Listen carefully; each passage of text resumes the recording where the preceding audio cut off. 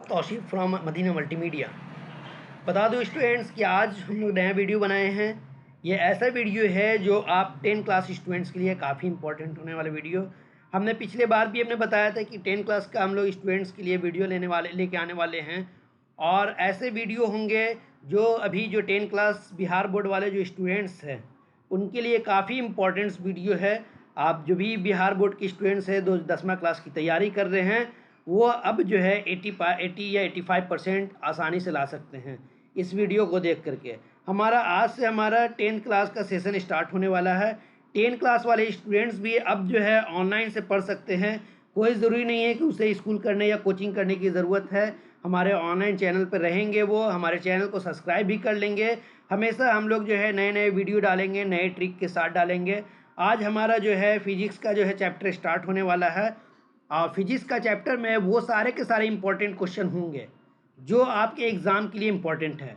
बता दूं कि अगर ये वीडियो से आप तैयारी करते हैं बिहार बोर्ड की, तो 80% आपके हाथ में रहेगा, 80% आपका कहीं नहीं जाएगा। ऑलरेडी मेरा कोचिंग सेंटर है स्काईलार कोचिंग सेंटर। पिछले हमने जो है 12 सालों से जो है अपने कोचिंग को चला रहा हूँ। अभी हमारा जो है एसएल कंप्यूटर इंस्टीट्यूट भी है, साथ साथ मदीना मल्टीमीडिया साइबर कैफ़े भी है, और साथ ही साथ हमारा 10 class, 12 class, 11th class, 5 class, 6, 7, 8, 9, 10 every classes हमारा जो है ऑलरेडी कोचिंग चलता है। लेकिन बहुत सारे स्टूडेंट्स लोगों का ये कहना है कि सर आप हमारा ऑनलाइन वीडियो बनाइए, ताकि जो है हम लोगों का कुछ क्यूरीज वगैरह रहता है, कुछ ऑब्जेक्टिव क्वेश्चन रहता है जो जल्दी याद नहीं हो पाता है। तो इस सिचुएशन में हम लोग देखते हुए जो है आज हम अपने वीडियो को बना रहे हैं। अब जो है सारे स्टूडेंट्स क्या करेंगे कि ये वीडियो को देख करके आप अपने ऑब्जेक्टिव क्वेश्चन को याद कर सकते हैं। बता दूं कि ये जो है आपका जो है ऑब्जेक्टिव क्वेश्चन जो होगा काफ़ी इंपॉर्टेंट है, और आपको जो है सारे के सारे क्वेश्चन आपको याद करने होंगे ये वीडियो को देख करके। बता दूं कि हम अपने जो है हर कोशिश जो है, हर ट्रिक्स जो है हम इस वीडियो में लगा दूंगा, और साथ ही साथ बता दूं कि जो है किस तरीके से आपको क्वेश्चन को याद करना है वो सारे कॉन्सेप्ट बताऊँगा। तो वीडियो स्टार्ट करने से पहले बता दूं कि ये जो हमारा चैनल जो है मदीना मल्टीमीडिया, आप सब्सक्राइब कर लीजिए। आपने जो भी 10 क्लास के स्टूडेंट्स हैं उन सभी को शेयर कीजिए, ताकि जो है वो अच्छे से अच्छे नंबर ला सके।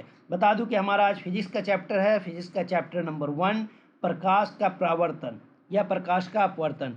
आज ये प्रकाश का अपवर्तन परावर्तन से क्वेश्चन है। इनसे एग्जाम में कोई भी क्वेश्चन जो है छूटेगा नहीं, मैं याद रखना आप लोग।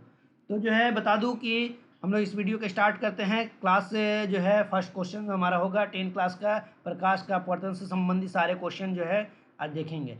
पहला क्वेश्चन जो है वो है प्रकाश के परावर्तन के कितने नियम हैं। आपको पता है कि प्रकाश के परावर्तन के 2 नियम है। कौन कौन सा है प्रकाश के परावर्तन के 2 नियम? पहला है आपतित किरण, परावर्तित किरण, आपतन कोण, तीनों एक ही लंब पे होते हैं।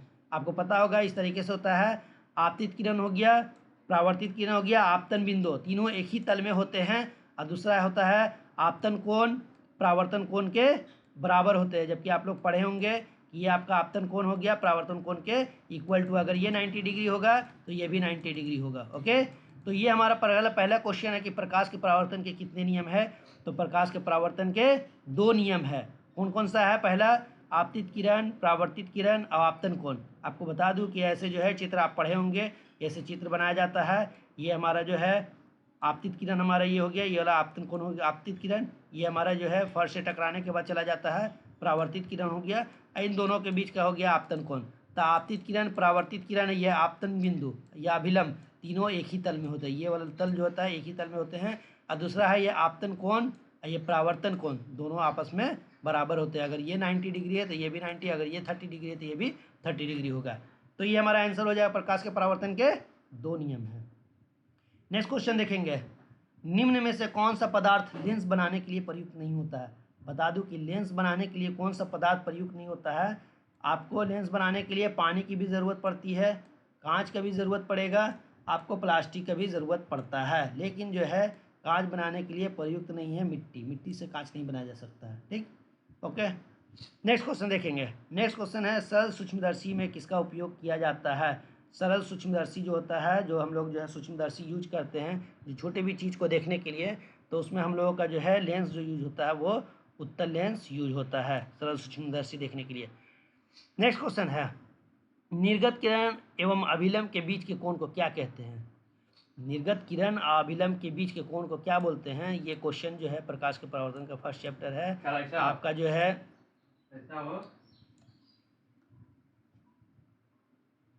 ये जो हमारा जो है निर्गत किरण के जो है अभिलंब, हमारा ये अभिलंब हो गया, ये हमारा आपतन कोण, ये परावर्तन कोण हो जाता है। तो इन दोनों के बीच का हम लोग क्या बोलते हैं? इनके दोनों बीच के परावर्तन कोण बोलते हैं। ओके, ये हमारा आंसर हो गया परावर्तन कोण, बीच के कोण को परावर्तन कोण बोलते हैं। कि नेक्स्ट क्वेश्चन है, किस दर्पण का प्रतिबिंब छोटा एवं सीधा बनता है? आपको पढ़े होंगे कि जो उत्तल दर्पण जो होता है, ये आपका दर्पण उत्तल है। यहाँ पर हम किसी वस्तु को इस तरीके से रखते हैं और रखने के बाद दर्पण से टकराते हैं, और टकराने के पास हमारा जो है ये जो है हमारा इस तरीके का वीडियो होता है। ये हमारा सेंटर है, जो कि ये प्रकाश उत्तल दर्पण हो गया, इसका सेंटर हमारा ये हो गया। तो ये हमारा जब सी है तो ये सी हमारा हो गया, तो ये हमारा जो हो गया एफ हो गया, फोकस दूरी हो गया। तो जब हम लोग वस्तु को कहीं रखेंगे उत्तल दर्पण में, तो ये क्या करेगा? पहले दर्पण से टकराएगा, और टकराने के बाद जो है इसके ठीक इस तरीके से इमेजिंग करके, मीन्स कि यहाँ से इस तरीके से इमेजिंग करके यहाँ से कटता है, लेकिन टकरा करके हम लोग का इस तरीके से रिटर्न हो जाता है प्रकाश। ठीक, पहला ये हो गया। और दूसरा जो है आपका सी से जाता है, इन सी से इस तरीके से जाता है कट करके। तो बता दूं कि उत्तल दर्पण में प्रतिबिंब जो छोटा और सीधा बनता है, ये क्वेश्चन पूछ रहा है कि किस दर्पण में छोटा सीधा बनता है। तो बता दूं कि ये जो है टकराने के बाद जो होता है हमेशा का हमेशा जो है प्रतिबिंब जो होता है वो छोटा बनता है, जो कि आपका उत्तल दर्पण में होता है, छोटा और सीधा। क्योंकि प्रतिबिंब जो है हमेशा क्या होगा, जब भी टकरेगा तो इस तरीके से प्रतिबिंब बनेगा, नीचे तो बन नहीं सकता है। जब भी कटेगा तो ऊपर कटेगा, कहीं भी कटेगा तो जैसे इस तरीके से यहाँ पर कटा, तो जो हमेशा जो बनता है वो सीधा और छोटा बनेगा किस दर्पण में?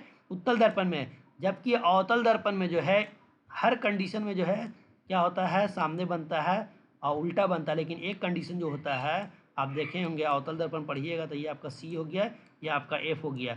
लेकिन जब वस्तु को जो है फोकस दूरी के जब अंदर में रखा जाता है, तब क्या होता है? एक कंडीशन जो होता है जो कि हमेशा बड़ा बनता है और सीधा प्रतिबिंब बनता है, जो यहाँ है, जो इमेजिंग कर करके हम लोग इस तरीके से बनाते हैं ना, तो टकरा करके इधर बन जाता है ये। तो जो है किस दर्पण में हमसे पूछेगा कि किस दर्पण में प्रतिबिंब सीधा बनता है, ये सीधा और छोटा बनता है, तो उत्तल दर्पण में। जबकि अवतल दर्पण में जो है प्रतिबिंब जो है दर्पण के पीछे बनता है। एक कंडीशन होता है जब दर्पण जो है फोकस के अंदर रखा हो तब वस्तु। तो ये क्वेश्चन देखेंगे। नेक्स्ट क्वेश्चन है, अवतल दर्पण है। अवतल दर्पण को बता दूं कि अभिसारी दर्पण भी बोलते हैं, जबकि उत्तल दर्पण को अपसारी दर्पण कहते हैं, है ना। नेक्स्ट क्वेश्चन है, उत्तल लेंस होता है। उत्तल लेंस क्या होता है? क्वेश्चन है कि उत्तल लेंस होता है सभी जगह में समान छोटा मोटाई हो गया, बीच की अपेक्षा किनारों पर मोटा होता है, किनारों की अपेक्षा बीच में मोटा है, कि इनमें से कोई नहीं। बता दूं कि जो है अगर आप उत्तल लेंस देखेंगे तो हमेशा उत्तल लेंस ऐसे होता है। ओके, हम डिज़ाइन बना करके दिखा दे रहे हैं। ये हमारा उत्तल हो गया, जबकि अवतल इस तरीके से होता है, ये इस तरीके से। ओके, अब हमसे क्वेश्चन पूछ रहा है कि बताइए कि उत्तल लेंस होता है सभी जगह में समान मोटाई, क्या ये सभी जगह मोटाई समान है? यहाँ अलग है, यहाँ अलग है, ये तो गलत हो गया, है ना। दूसरा, बीच की अपेक्षा किनारों पर मोटा होता है, तो बीच की अपेक्षा जो किनारों पे जो होता है मोटा होता है नहीं, जबकि किनारा जो है मोटा होता है, लेकिन बीच में जो है हमारा ज़्यादा बड़ा होता है, ये भी नहीं होगा। किनारों की अपेक्षा बीच में मोटा है, सही बात है, ये किनारों की अपेक्षा जो है बीच में जो होता है मोटा होता है। तो ये जो है उत्तल लेंस में यही होता है, किनारों की अपेक्षा बीच में मोटा है, जबकि अवतल दर्पण में किनारों की अपेक्षा बीच में पतला होता है। तो ये हमारा जो सूट होता है अवतल लेंस के लिए होगा, जबकि ये हमारा उत्तल लेंस के लिए होता है। किनारों की अपेक्षा बीच में मोटा होता है, हमारा जो मोटा होगा ये बीच वाला, तो इसको हम लोग बोलेंगे उत्तल लेंस। ओके, नेक्स्ट क्वेश्चन है, उत्तल दर्पण में बना प्रतिबिंब होता है। क्वेश्चन आ गया, उत्तल दर्पण में बना प्रतिबिंब कैसा होता है? तो बता दूं कि जब भी उत्तल दर्पण में बना प्रतिबिंब जो बनता है वो हमेशा जो होता है वास्तविक होता है और छोटा होता है। वास्तविक और छोटा हमारा आंसर हो गया। ओके, नेक्स्ट क्वेश्चन, निम्नलिखित में से किसमें बड़ा वास्तविक प्रतिबिंब बनता है? बड़ा वास्तविक प्रतिबिंब किसमें बनता है? बता दूं दोस्त कि बड़ा वास्तविक जो प्रतिबिंब बनेगा वो हमारा अवतल दर्पण में बनेगा। अवतल दर्पण में हमेशा बड़ा और वास्तविक प्रतिबिंब बनेगा। ओके, एक कंडीशन जो होता है अवतल दर्पण में, जब जो है वस्तु को जो है फोकस और ध्रुव के बीच जब रखते हैं हम लोग, इन दोनों के बीच में कहीं रखेंगे, तो इस कंडीशन में जो है प्रतिबिंब आपका जो है पीछे की तरफ बनता है, जो कि ये काल्पनिक होता है, दर्पण के पीछे बनता है और वस्तु से बहुत बड़ा बनता है। ठीक है, नेक्स्ट क्वेश्चन देखेंगे, काल्पनिक प्रतिबिंब होता है कैसा होता है भाई? तो काल्पनिक प्रतिबिंब जो होगा वो हमेशा का हमेशा सीधा होता है, जबकि वास्तविक प्रतिबिंब हमेशा उल्टा होता है। क्यों? क्योंकि काल्पनिक प्रतिबिंब जो हमेशा जो होता है इमेजिंग करके बनाया जाता है। अगर ये जो है अवतल दर्पण है तो अगर पर वस्तु को हम लोग फोकस के अंदर रखेंगे तभी तो काल्पनिक प्रतिबिंब बनेगा ना दर्पण के पीछे में यहाँ पास। अगर यहाँ पर पूछा काल्पनिक प्रतिबिंब हमेशा कैसा होता है तो हमेशा सीधा होता है। अगर हम लोग उत्तल दर्पण भी देखा जाए तो उत्तल दर्पण में भी अगर हम लोग बनाएंगे तो हमेशा क्या दिखता है, वो कटेगा लेकिन ऊपर की तरफ ही रहेगा, मतलब कि सीधा बन करके आएगा। ओके, तो सीधा होता है। नेक्स्ट क्वेश्चन देखेंगे, वही फिर रिपीटेड क्वेश्चन है। प्रकाश के परावर्तन के कितने नियम? प्रकाश के परावर्तन के 2 नियम है जो कि आप पहले बता चुके हैं। किसी माध्यम में अपवर्तनांक का मान होता है, देखिए आपका बहुत इंपॉर्टेंट क्वेश्चन है। किसी माध्यम में अपवर्तनांक का मान होता है sine i by sine r. आप पढ़े होंगे साइन आई है ना, sine i by sine r जो होता है आपका, ये हमारा जो है किसी माध्यम का अपवर्तनांक होता है। नेक्स्ट क्वेश्चन देखेंगे, गोलीय दर्पण में फोकसांतर एवं वक्रता केंद्र के बीच का संबंध है। गोलीय दर्पण में फोकस दूरी, आप एक बार हम लोग गोलीय दर्पण बना देते हैं। यह आपका जो है अगर पूरे इस सेंटर को ऐसे मिला देते हैं तो ये सेंटर को मिलाने के बाद जो सेंटर पॉइंट होता है इसको हम लोग बोलते हैं वक्रता केंद्र सी होता है। इन दोनों के सी और पी ये हमारा ध्रुव होता है पोल, तो सी और पी के बीच को हम लोग बोलते हैं फोकस दूरी। क्वेश्चन क्या बोल रहा है कि गोलीय दर्पण का फोकसांतर और वक्रता केंद्र, ये फोकसांतर वक्रता के बीच संबंध क्या है? तो वो फोकसांतर वक्रता के बीच संबंध यही है कि एफ इक्वल टू जो होता है, अगर हम लोग निकालेंगे आर, अगर हम लोग आर निकालते हैं, ये यहाँ से यहाँ तक की दूरी आर निकालेंगे तो आर बराबर हो जाता है 2f, है ना। क्या होगा? 2f होगा। क्यों नहीं? क्योंकि अगर हम जो यहाँ से यहाँ तक की दूरी निकालेंगे तो ये f का जो है क्या होता है, f का दुगना होता है। यहाँ से यहाँ तक दूरी f है तो यहाँ से यहाँ तक दूरी एक f 2f, इसीलिए हम लोग जब c बराबर निकालेंगे तो c बराबर 2f हो जाएगा। या c को हम लोग कहीं कहीं r हम लोग बोलते हैं r बराबर 2f हो जाएगा। तो हमारा इसका आंसर हो जाता है b। सरल सूक्ष्मदर्शी में किसका उपयोग होता है? सेम क्वेश्चन होता है हमारा। सरल सूक्ष्मदर्शी में उत्तल लेंस होता है। सरल सूक्ष्मदर्शी में क्या होता है? उत्तल लेंस होता है। ओके, नेक्स्ट क्वेश्चन देखेंगे, किस दर्पण में हमेशा आभासी और छोटा प्रतिबिंब बनता है? कॉन्सेप्ट पहले समझिए। किस दर्पण में हमेशा जो है आभासी और छोटा प्रतिबिंब जो बनेगा और आभासी प्रतिबिंब बनता है ना। तो देखिएगा अगर हम लोग उत्तल दर्पण देखते हैं, उत्तल दर्पण इस तरीके से, तो उत्तल दर्पण में ही जो प्रतिबिंब जो बनता है क्या होता है? छोटा बनता है। इसीलिए आप देखे होंगे कि जो साइड मिरर जो होता है बाइक या मोटरसाइकिल की गाड़ी में जो है साइड मिरर के रूप में हम लोग क्या करते हैं? उत्तल दर्पण को लगाते हैं। क्यों लगाते हैं? क्योंकि उसमें जो है ना किसी भी वस्तु का प्रतिबिंब जो है क्या बनाता है? छोटा छोटा बनाता है। और इसके साथ साथ जो होता है उसके पीछे का देखने का जो एरिया होता है ना, जब मोटरसाइकिल में हम लोग जो किसी भी दर्पण को जो लगाते हैं उत्तल दर्पण को, तो पीछे का जो एरिया है ना वो विस्तृत करके दिखाता है, मतलब कि इस एरिया को बढ़ा करके दिखाता है और वस्तु को छोटा करके दिखाता है। तो इस कंडीशन में क्या होगा कि वस्तु ज़्यादा दिखेगा, मतलब बहुत सारा दिखेगा, एरिया ज़्यादा हो जाएगा तो बहुत सारा चीज़ दिखेगा। इसीलिए जो है हम लोग हमेशा जो है आभासी या छोटा प्रतिबिंब जो बनता है किस दर्पण में बनता है? तो हमेशा उत्तल दर्पण में बनता है। ओके, नेक्स्ट क्वेश्चन देखेंगे, अवतल लेंस का आवर्धन मान कितना होता है? ये फॉर्मूला है m इक्वल टू जो होता है, आप देखेंगे पढ़ेंगे m इक्वल टू v बटे u होता है, जबकि आवर्धन बराबर होता है v हो गया प्रतिबिंब की दूरी, u हो गया वस्तु की दूरी। ओके, नेक्स्ट क्वेश्चन देखेंगे, 1 मीटर फोकस दूरी वाले उत्तल लेंस की क्षमता क्या होती है? लेंस हम लोग क्षमता जब पढ़ाएंगे, क्षमता निकालने के लिए एक फॉर्मूला होता है p इक्वल टू 1/f होता है, फॉर्मूला हो जाता है पावर या d इक्वल टू 1/3। तो इस तरीके का जो क्वेश्चन है जो हम लोग आगे हम लोग नॉमरिकल जब बताएंगे तो नॉमरिकल में आपको इस तरीके से क्वेश्चन को बताएंगे। नेक्स्ट क्वेश्चन देखेंगे, इसका इसीलिए आंसर इसका 1D हो गया। नॉमरिकल क्वेश्चन इसको बनाना पड़ेगा जो बाद में हम बताएंगे। ओके, नेक्स्ट क्वेश्चन है, किस दर्पण में वस्तु से बड़ा और वास्तविक प्रतिबिंब बनता है? वस्तु से बड़ा और वास्तविक, देखिए वास्तविक प्रतिबिंब जहाँ आ जाता है तो वास्तविक प्रतिबिंब जब भी बनेगा तो वो कौन सा इसमें बनेगा? जब भी वास्तविक प्रतिबिंब बनेगा तो अवतल दर्पण में बनेगा। अवतल दर्पण में क्या होता है? हमेशा प्रतिबिंब वास्तविक भी बनता है, काल्पनिक भी बनता है। जबकि जो है अगर आप उत्तल दर्पण देखेंगे तो उत्तल दर्पण में सिर्फ और सिर्फ काल्पनिक प्रतिबिंब बनता है, जबकि अवतल दर्पण में वास्तविक प्रतिबिंब और काल्पनिक प्रतिबिंब दोनों बनता है। तो पूछ रहा है कि वस्तु से बड़ा और वास्तविक प्रतिबिंब बनता है, तो वस्तु से बड़ा वास्तविक प्रतिबिंब किस में बनेगा? तो अवतल दर्पण में बनेगा।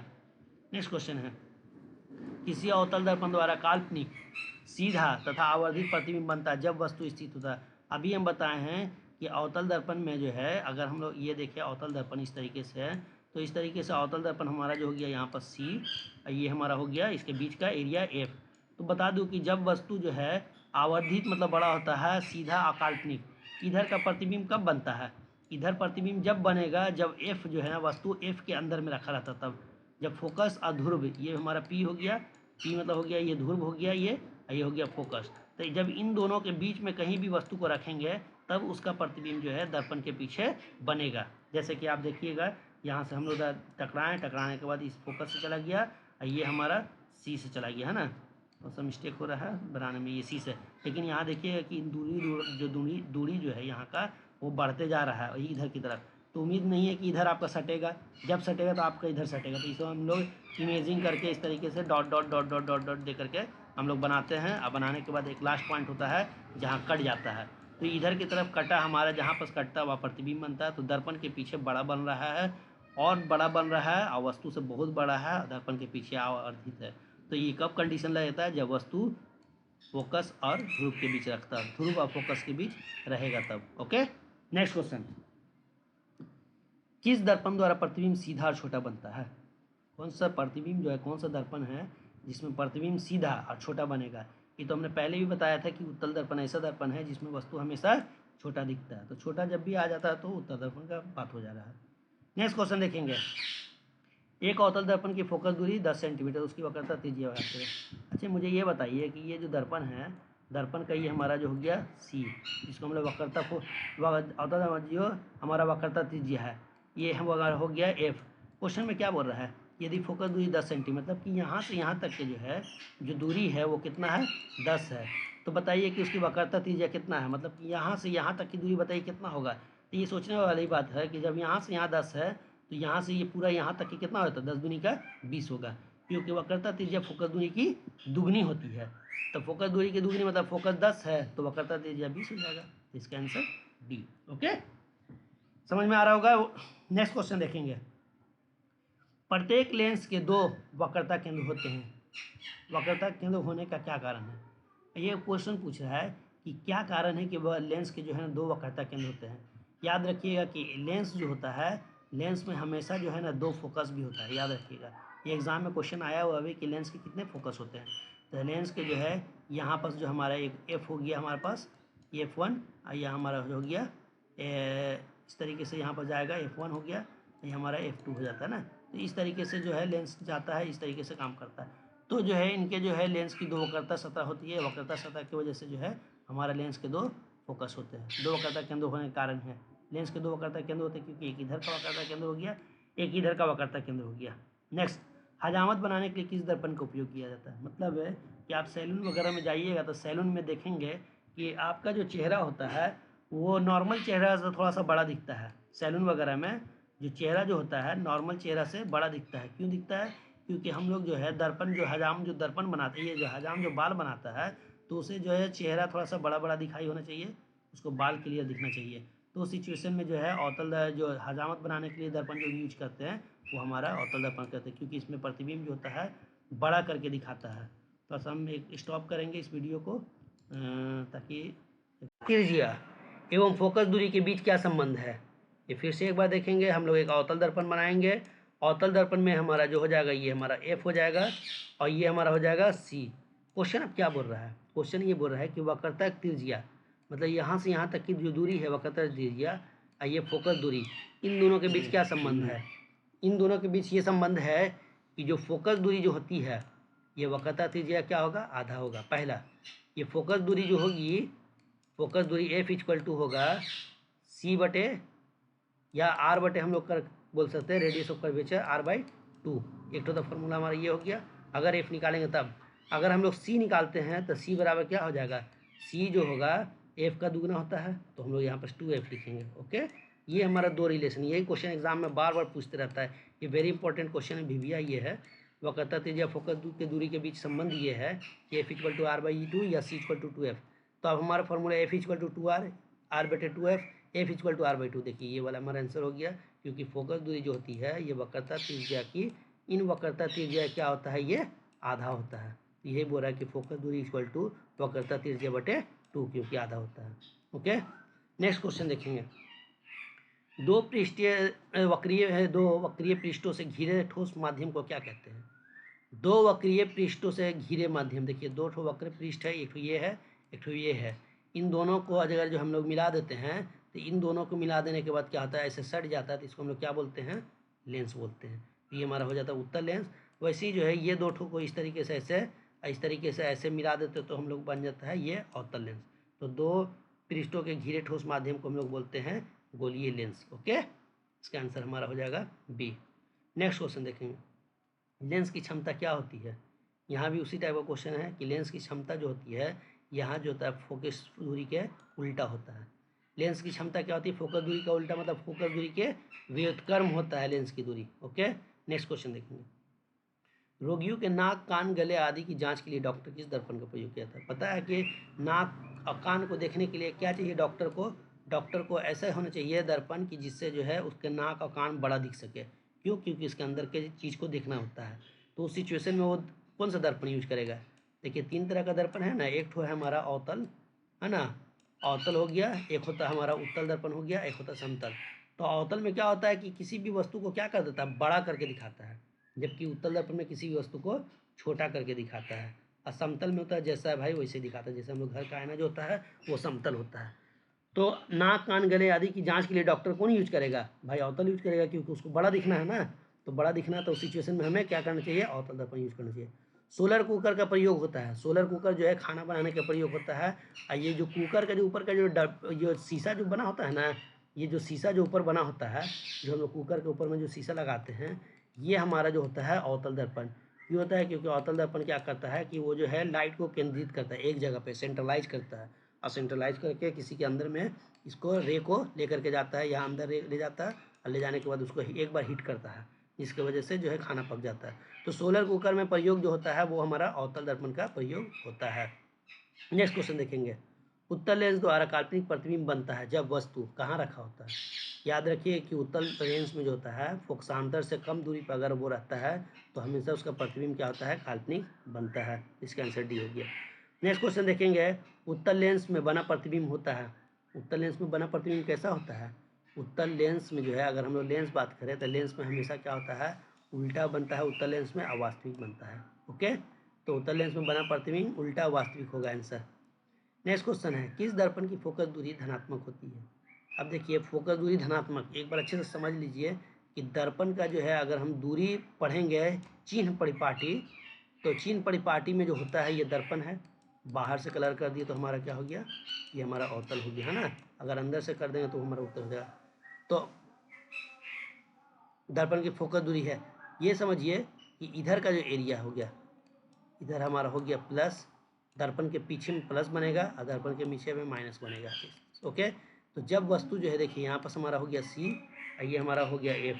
अब हमसे जो क्वेश्चन पूछेगा वो बता देंगे। हमसे पूछा है दर्पण की फोकस दूरी धनात्मक होती है, कौन सा दर्पण की फोकस दूरी धनात्मक होती है भाई, तो जो है ये तो हमारा जो है इधर के सामने तो माइनस होता है, इसका मतलब कि ये अवतल में माइनस हो रहा है, इसका मतलब कि ये तो होगा नहीं, अवतल तो होगा ही नहीं, इसीलिए समतल को तो काट ही देंगे, गोलीय दर्पण भी काट देंगे, उत्तल दर्पण यही एक ऑप्शन है जो आंसर होगा हमारा। क्योंकि उत्तल दर्पण में जो होता है इस तरीके से होता है, आप फोकस वगैरह जो रहता है सब इधर रहता है, ये एफ हो गया, यहाँ सी हो गया, जबकि वस्तु को हम लोग इधर की तरफ रखते हैं, ये हमारा क्योंकि अंदर की तरफ पेंटेड रहता है ना, अंदर की तरफ पेंट रहता है, तो इधर की तरफ हमारा सी एफ होता है, तो इसीलिए हमारा जो है उत्तल दर्पण हो जाएगा आंसर। नेक्स्ट क्वेश्चन देखेंगे, गोलीय दर्पण के ध्रुव और फोकस के बीच की दूरी को क्या कहते हैं। ये हमारा एक गोलीय दर्पण बना देंगे, ये हमारा पी हो गया, ध्रुव हो गया, ये हमारा हो गया एफ फोकस दूरी, है ना, यहाँ पर सी देते हैं। गोलीय दर्पण के ध्रुव और फोकस दूरी के बीच को क्या कहते हैं, तो गोलीय दर्पण के फोकस दूरी या ध्रुव के बीच को हम लोग क्या बोलते हैं, फोकसांतर बोलते हैं। ओके, तो हमारा हो गया फोकसांतर। काल्पनिक प्रतिबिंब हमेशा होता है। अब हम बात देखिए, क्वेश्चन है कि काल्पनिक प्रतिबिंब कैसा होता है, तो काल्पनिक प्रतिबिंब हमेशा क्या होता है, एक सेकेंड, तो काल्पनिक प्रतिबिंब जो हमेशा बनता है, याद रखिएगा काल्पनिक प्रतिबिंब जब भी हमेशा बनेगा तो वो सीधा बनेगा, उल्टा कभी बन ही नहीं सकता है। जब भी अगर उल्टा बनेगा मतलब कि इधर की तरफ बनेगा, तो जब उधर दर्पण के जब सामने बनेगा तो हमेशा जो होगा उल्टा ही होगा, और दर्पण के पीछे बनेगा तो हमेशा जो है सीधा होगा। इसीलिए जो है हमेशा काल्पनिक प्रतिबिंब कैसा बनेगा, तो सीधा बनेगा। ओके, तो हमारा आंसर हो गया सी, सीधा डी। किसी वस्तु से आवर्धित प्रतिबिंब बनता है, देखिए यहाँ पर से आवर्धित मतलब बड़ा प्रतिबिंब बनता है। किस में प्रतिबिंब बनेगा बड़ा, आपको पता है कि प्रतिबिंब जो है जब फोकस के अंदर में रहता है तो प्रतिबिंब बड़ा बनता है ना। तो अवतल दर्पण से बनेगा, क्योंकि अवतल ही दर्पण में जो है वस्तु फोकस के अंदर है तो बनेगा, इसीलिए हमारा अवतल दर्पण आंसर हो जाता है। ठीक, ओके। नेक्स्ट क्वेश्चन देखेंगे, समतल दर्पण द्वारा बना प्रतिबिंब होता है। समतल दर्पण कैसा होता है, याद रखिए समतल दर्पण में जो है ना हमेशा काल्पनिक प्रतिबिंब बनता है। कैसे बनेगा, काल्पनिक प्रतिबिंब। जबकि उत्तल दर्पण जबकि अवतल दर्पण में वास्तविक और काल्पनिक दोनों पड़ता है। जबकि समय उत्तल दर्पण में सिर्फ और सिर्फ हमेशा काल्पनिक प्रतिबिंब बनेगा। जबकि अवतल दर्पण में काल्पनिक और वास्तविक दोनों पड़ता है। जबकि समतल दर्पण में सिर्फ और सिर्फ काल्पनिक प्रतिबिंब बनता है। ओके, नेक्स्ट क्वेश्चन देखेंगे। लेंस का सूत्र क्या है। पहले लेंस का सूत्र से पहले अगर हम लोग बात करेंगे दर्पण का, है ना, तो दर्पण का जब सूत्र आप देखेंगे, दर्पण का सूत्र होता है 1/v प्लस, है ना, 1/v plus 1/u equal to 1/f। ये हमारा जो है दर्पण का सूत्र है। लेकिन अगर वही हमसे लेंस का सूत्र पूछ दे तो लेंस का सूत्र यहाँ पर हम लोग प्लस नहीं होकर के माइनस हो जाएगा, है ना। तो 1/v minus 1/u equal to 1/f हमारा क्या हो गया, ये हमारा आंसर हो गया। 1/v को हम लोग 1/v ऐसे भी लिख सकते हैं ये सिस्टम पे, है ना। लेकिन कॉपी में भी कभी कभी आप देखे होंगे 1/v ऐसे लिखा रहता है, इसका मतलब 1/v है। तो 1/v minus 1/u equal to 1/f lens का सूत्र है। अगर हमसे वही दर्पण का सूत्र बोलता है तो 1/v प्लस कर देते हैं हम लोग। दर्पण में प्लस होता है और लेंस में माइनस होता है। ओके, ये आपको वीडियो समझ में आ रहा होगा। अगर कोई भी डाउट होता है तो आप हमें जो है बताएंगे कमेंट्स करके, फिर हम अच्छे से वीडियो को बनाएंगे कॉन्सेप्ट के साथ। इसका क्लास हम स्टार्ट करेंगे। नेक्स्ट क्वेश्चन है, प्रकाश के परावर्तन कितने नियम। ये बार बार रिपीट कर रहा है, प्रकाश के परावर्तन 2 नियम। नेक्स्ट आप लोग क्वेश्चन बताइए, एक गोलीय दर्पण की वक्रता त्रिज्या 28 सेंटीमीटर है, इसकी फोकस दूरी कितना होगा, आप लोग बताइए।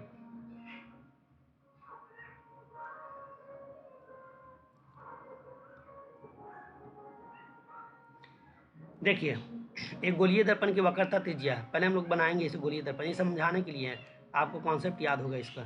देखिए ये हमारा हो गया एफ, है ना, ये हमारा सी हो गया। क्वेश्चन क्या बोल रहा है, गोलीय दर्पण की वक्रता त्रिज्या किसको बोलते हैं, यहाँ से यहाँ तक की दूरी को हम लोग बोलते हैं वक्रता त्रिज्या। कितना है, 28 है। ओके, तो वक्रता त्रिज्या यहाँ से यहाँ तक की दूरी जो हमारा 28 है, तो यहाँ से यहाँ तक की दूरी कितना होगा, इसका आधा होगा, तो कितना हो गया 14 है। तो हमारा फोकस दूरी कितना हो जाएगा, 14 हो जाए, 14 सेंटीमीटर। ओके, समझ में आ रहा होगा वीडियो को। अगर कोई प्रॉब्लम होता है तो आप हमसे पूछेंगे। ये क्वेश्चन को आप लोग बताइए, एक गोलीय दर्पण की वक्रता त्रिज्या 50 है, तो फोकस दूरी कितना होगा, तो फोकस दूरी क्या होगा, इसकी आधा हो जाता है ना। फोकस दूरी वक्रता त्रिज्या का आधा होगा तो 50 का हो जाएगा 25 सेंटीमीटर। लेकिन याद रखिएगा एग्जाम में आपको कन्फ्यूजन करेगा, 25 सेंटीमीटर नहीं दे करके 25 मीटर पहले देगा। 25 मीटर, 25 सेंटीमीटर और 25 किलोमीटर। तो याद रखिएगा कि आपको सेंटीमीटर है तो सेंटीमीटर में ही आंसर देना होता है। ओके, तो 50 का हमेशा मेरे कितना हो जाएगा, 25 सेंटीमीटर हो गया। ओके, नेक्स्ट क्वेश्चन है, फोकस दूरी 100 सेंटीमीटर, तो उसकी वक्रता त्रिज्या क्या है। अब देखिए क्वेश्चन फिर से यहाँ पर कॉन्सेप्ट समझिए तो बन जाएगा आपका, नहीं तो फिर से एक बार समझ लीजिए। ये दर्पण है, दर्पण में हमारा एफ हो गया, ये हमारा सी हो गया। क्वेश्चन बोल रहा है कि फोकस दूरी 100 है, मतलब कि यहाँ से यहाँ तक की दूरी जो है आपका दे दिया है 100। ओके, तो पूछ रहा है कि बताइए तो अब यहाँ से यहाँ तक की दूरी कितना होगा, तो 100 का दूना 200, तो हमारा 200 सेंटीमीटर आंसर हो गया। ओके, नेक्स्ट क्वेश्चन है, 10 सेंटीमीटर फोकस दूरी क्या अवतल दर्पण के सामने 20 सेंटीमीटर दूरी पर बिंब रखा हो तो प्रतिबिंब कहाँ पर बनेगा। क्वेश्चन है ये कि 10 सेंटीमीटर की दूरी है, ये नॉमेरिकल क्वेश्चन है, इसको हम लोग बाद में देखेंगे, आपको अगले क्लास में बताएंगे अच्छे तरीके से। ये भी हमारा जो है 41 नंबर छोड़ दीजिएगा, इसको फार्मूला बेस्ड क्वेश्चन है, फार्मूला क्वेश्चन लोग बताएंगे। क्वेश्चन देखेंगे, प्रकाश तरंग क्या है। प्रकाश तरंग जो है एक वेव है, क्या है ये, एक तरंग है, वेव है, जो हम लोग बोलते हैं पाराबैंगनी किरण। प्रकाश तरंग क्या उदाहरण क्या है, पाराबैंगनी किरण जो है प्रकाश तरंग है, जबकि रेडियो तरंग प्रकाश तरंग नहीं है, विद्युतीय चुंबकीय तरंग, ध्वनि तरंग ये सारे के सारे नहीं है। जबकि प्रकाश तरंग का उदाहरण जो अगर बोले तो ये पाराबैंगनी किरण तरंग जो होगा ये आपका प्रकाश तरंग होगा। ये आपका जो है 43 नंबर क्वेश्चन नॉमेरिकल्स है, इसका हम अच्छा से बताएंगे, एक फॉर्मूला बताएंगे जिसके अकॉर्डिंग सारा का सारा ये कंप्लीट हो जाएगा। आज हम लोग सिर्फ और सिर्फ जो है ऑब्जेक्टिव क्वेश्चन देखे हैं, नॉमेरिकल क्वेश्चन को लिए कॉन्सेप्ट हम अच्छे से बताएंगे। एक दिन बोर्ड पे हम लोग क्लास लेंगे, उसके बाद सारा समझ में आ जाएगा, तो ये सारे के सारे क्वेश्चन बन जाएंगे। नेक्स्ट क्वेश्चन देखिएगा, गोलीय दर्पण जो अंदर की तरफ वक्रित होता है, खोखला होता है, उसे क्या कहते हैं। जो गोलीय दर्पण जो अंदर की तरफ खोखला होता है उसको हम लोग जो बोलते हैं वो बोलते हैं अवतल दर्पण। देखिएगा अगर हम लोग अवतल दर्पण बनाएंगे तो इस तरीके से बनाएंगे, ऊपर से बाहर से कैसे क्या करेंगे, पेंट कर देंगे। ये खोखला भाग है, ये खोखला होता है। गोलीय दर्पण कहलाता कैसे है, देखिए गोलीय दर्पण होता क्या है कि ये दर्पण जो है, वो दर्पण क्या है, दर्पण एक गोले का भाग है। दर्पण क्या है, गेंद ले लीजिए, प्लास्टिक का गेंद, इसको ऐसे काट दीजिए, काटने के बाद इसको ऐसे निकाल करके अलग कर दिए तो ये खोखला भाग हो गया अंदर की तरफ। अगर अंदर की तरफ पेंट कर दिए तो ये हमारा हो गया उत्तल दर्पण। अगर हम यही चीज़ को बाहर की तरफ पेंट कर देंगे तो हो जाएगा अवतल दर्पण। लेकिन क्वेश्चन क्या बोल रहा है कि गोलीय दर्पण जो अंदर की तरफ वक्रित होता है, अंदर की तरफ अगर खोखला होता है, ये अंदर की तरफ खोखला, तो उसको हम लोग क्या बोलेंगे, तो उसको हम लोग बोलेंगे अवतल दर्पण, है ना। जबकि उत्तल दर्पण क्या होता है, बाहर की तरफ उठा रहता है। जैसे हम लोग का आँख देखेंगे, आँख थोड़ा सा हल्का सा बाहर की तरफ निकला रहता है, इसी से पता चल जाता है कि आँख जो हमारा उत्तल लेंस की तरह काम करता है। ओके, नेक्स्ट क्वेश्चन है, नेक्स्ट क्वेश्चन 45 नंबर आपको नॉमिकल क्वेश्चन है जो हम आपको बताएंगे बाद में। ये क्वेश्चन देखिए, गोलीय दर्पण का परावर्तक पृष्ठ वक्रित होता है। क्या चीज़ से भाई वक्रित होता है, क्योंकि जो है ना इनमें से कोई, इन दोनों में से अंदर की तरफ भी होता है, बाहर की तरफ वक्रित होता है। क्यों होता है, क्योंकि बता दिए कि अगर अवतल दर्पण होगा तो अंदर से जो है धंसा हुआ रहेगा, जबकि उत्तल दर्पण होगा तो बाहर की तरफ निकला हुआ होगा। इसीलिए जो क्वेश्चन पूछ रहा है, क्वेश्चन पूछ रहा था कि पृष्ठ वक्रित होता है, परावर्तक पृष्ठ अगर पकड़ वक्रित होता है तो वो चाहे अंदर की ओर हो या बाहर की, दोनों में से कोई एक आंसर होगा, दोनों होगा। ओके, नेक्स्ट क्वेश्चन है, उत्तल लेंस की फोकस दूरी 20 सेंटीमीटर, तो लेंस की क्षमता याद कीजिए। ये लेंस की क्षमता P = हम लोग का नॉमिकल्स है, अगले क्लास में कंप्लीट कर देंगे। किस लेंस को अभी अपसारी लेंस कहा जाता है, याद रखिएगा। दो तरह का लेंस होता है, एक अपसारी लेंस अप, एक अभी, ये दो चीज़ है, अभिसारी अपसारी। अगर हमसे क्वेश्चन पूछ रहा है कि लेंस की अपसारी लेंस किसे कहा जाता है, तो लेंस का अपसारी लेंस जो बोलते हैं हम लोग, उत्तल लेंस को अपसारी बोलते हैं, जबकि अवतल लेंस को अभिसारी, अवतल लेंस को अवतल लेंस अभिसारी, उत्तल लेंस अपसारी। ओके, नेक्स्ट क्वेश्चन है अभिसारी, अभिसारी मतलब अवतल लेंस। अभी देखिए आ गया ये क्वेश्चन। ओके, नेक्स्ट क्वेश्चन, गोलीय दर्पण के परावर्तक पृष्ठ की वृत्ताकार सीमा रेखा व्यास क्या कहलाती है। गोलीय दर्पण के परावर्तक पृष्ठ की वक्र वृत्ताकार जो सीमा जो होता है, वृत्ताकार सीमा क्या कहलाता है, वृत्ताकार सीमा जो कहलाता है उसको हम लोग बोलते हैं मुख्य फोकस। क्यों बोलते हैं, क्योंकि जो है ना यहाँ से यहाँ हमारा जो हो गया F हो गया, ये हमारा हो जाएगा C, तो यहाँ से यहाँ तक की दूरी को हम लोग बोलते हैं, इसी को हम लोग बोलते हैं पृष्ठ का पृष्ठ का जो है ना, ये पृष्ठ हो गया, पृष्ठ का जो है वृत्ताकार सीमा रेखा जो होता है ये हमारा व्यास कहलाता है। ओके, अब नेक्स्ट क्वेश्चन जो है, और भी बहुत सारे क्वेश्चन बचा हुआ है जो हम लोग अगले क्लास में करेंगे। तब तक के लिए हमारा वीडियो आज तक यहीं रहेगा, और हमारे चैनल को सब्सक्राइब कीजिए, लाइक कीजिए, शेयर कीजिए, और जो है इस वीडियो को अपने फ्रेंड्स में, अपने दोस्तों में शेयर कीजिए, ताकि जो है उन लोगों को भी मिल जाए जो आप तैयारी कर रहे हैं, किस तरीके से तैयारी कर रहे हैं। आप लोग मिल करके अपने फ्रेंड में शेयर कीजिए। आज के लिए थैंक यू, गुड नाइट।